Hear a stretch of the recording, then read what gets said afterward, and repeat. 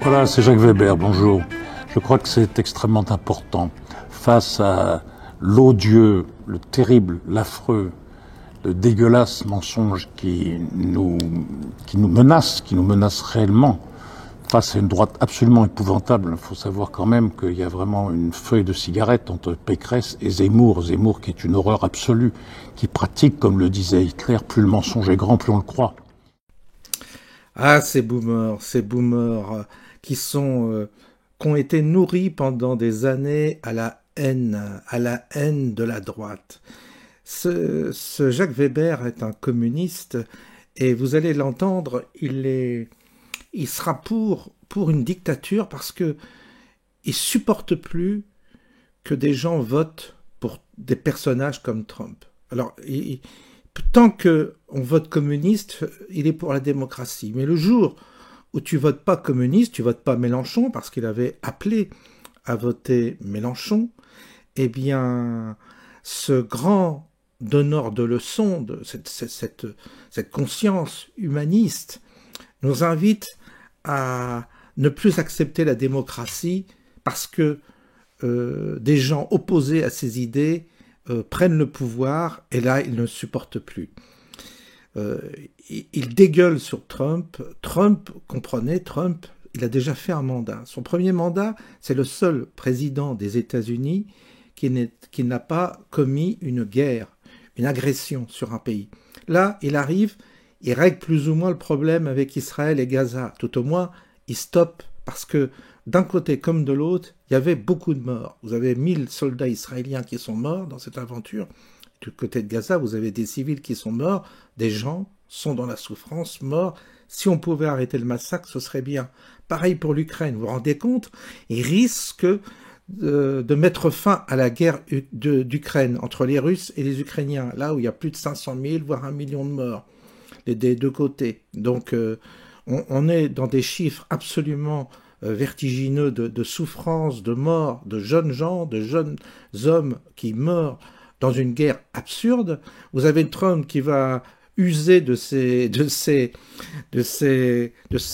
talents de négociateur pour essayer de sortir de cette situation. Et vous avez les belles consciences qui sont affolées. Vous comprenez? On risquerait de vivre en paix. Mais ça, c'est un drame pour ces vieux boomers de merde qui aiment tant voir la chair à canon se sacrifier, les jeunes se faire sacrifier. Tant que ce sont des jeunes blancs, ça leur convient parfaitement. À partir du moment où ce sont des jeunes un peu bronzés, là, ils montent au créneau. Là, pas question. Mais tant qu'on sacrifie des jeunes blancs, eux qui ont la détestation de l'occidental, eh bien, ils sont horrifiés. Si on pouvait supprimer tous les blancs de la planète, ces gens-là seraient particulièrement heureux. Ce sont des boomers. Ce sont la génération des boomers. Cette génération dont on a du mal à se débarrasser. Et voyez-vous, ils veulent la fin de Trump. On va l'écouter. Mais moi, je voudrais bien un jour qu'on en finisse avec les boomers. J'espère qu'il s'est fait vacciner. Ça peut accélérer, disons, la disparition de ces mêmes boomers qui nous ont tellement pollué la vie, tellement, et puis cette propagande. On écoute. Vous allez voir, c'est odieux ce qu'il dit.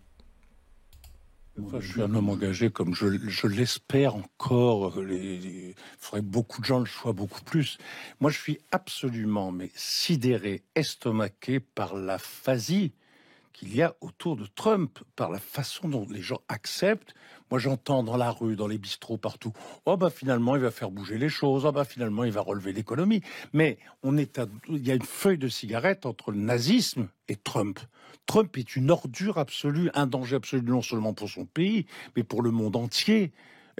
C'est quelque chose de catastrophique qui nous arrive. Et sur cette catastrophe, de même que sur l'écologie, personne ne parle d'écologie. C'est en régression la prise en compte de l'écologie. Monsieur Bayrou n'a pas dit un mot sur l'écologie. par exemple.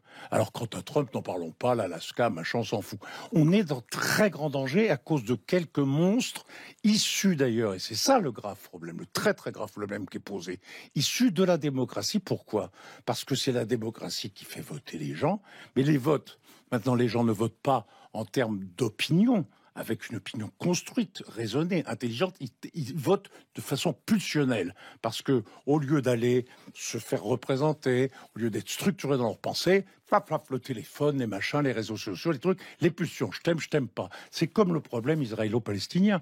On ne peut plus nuancer, on ne peut plus prendre le temps. Ce sont des, comme disait Ariane Nouchkine, qui est une grande femme de théâtre, elle disait, c'est parce que nous sommes en retard qu'il faut prendre notre temps.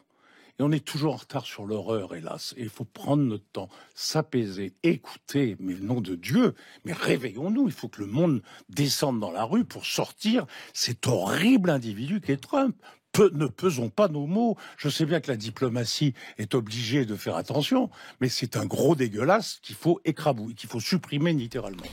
Oui, parce que les gros dégueulasses comme le fils de Biden ou Biden lui-même, Clinton et tout ça, sont pas des gros dégueulasses. Tout ce qu'on sait sur le fils de Biden, on sait très bien que c'est un gros dégueulasse. Mais là, ces gens disent rien. Ah non, c'est Biden, c'est bien, la famille Biden, c'est bien. En plus, il est agracié par procuration, comme ça, ces gens-là ne seront jamais poursuivis. Et ça, ils trouvent ça tout à fait normal. Gros dégueulasse, allez voir à gauche, les Duhamel qui violait son beau-fils avec l'assentiment de la famille, Ockrent, Kouchner, tout ça qui était au courant. Donc un bain de saloperie dans ces milieux-là, et ce Jacques Weber ne dénonce jamais. Non, c'est Trump le gros dégueulasse. Bah oui, il est hétéro, hein, il fréquente des prostituées, il touche pas aux gosses. Évidemment que c'est un gros dégueulasse. Et c'est un homme qui a été voir des prostituées d'autrefois comme beaucoup d'hommes. Et évidemment, c'est pas normal. Il faut que le type il soit transgenre, il faut qu'il soit, je sais pas, il faut qu'il soit singe, il faut qu'il soit animal, il faut qu'il soit tout ce que vous voulez, transgressif. Mais si vous avez en face de vous un homme normal avec une sexualité normale qui prend le pouvoir, pour eux c'est l'horreur absolue. C'est un monstre. Un hétéro aujourd'hui est un monstre pour ces gens-là. Et en plus, l'écologie. Alors, l'écologie, là, on va dire une chose, c'est que l'écologie, eh bien, ces gens-là n'en avaient rien à foutre. Hein. Ils ont vécu, ils ont profité, ils ont pris l'avion autant qu'ils voulaient, ils avaient des bagnoles, enfin, ils s'en balançaient. Mais là, ils ont un pied dans la tombe. Donc maintenant, ils se réveillent, ils disent, il faudrait penser à l'écologie, les jeunes. Nous, on a bien bourlingué, on a profité de la vie, on a pris l'avion, on a voyagé, tout ça, mais toi, tu restes dans ton coin, tu bouges plus avec ta critère 3. C'est l'écologie qui veulent ces gens-là. Non, mais ces types, on n'en veut plus. Alors, qu'ils dégagent, et que ces médias arrêtent d'inviter des guignols pareils parce qu'on n'en peut plus de ces vieux boomers. On n'en peut plus.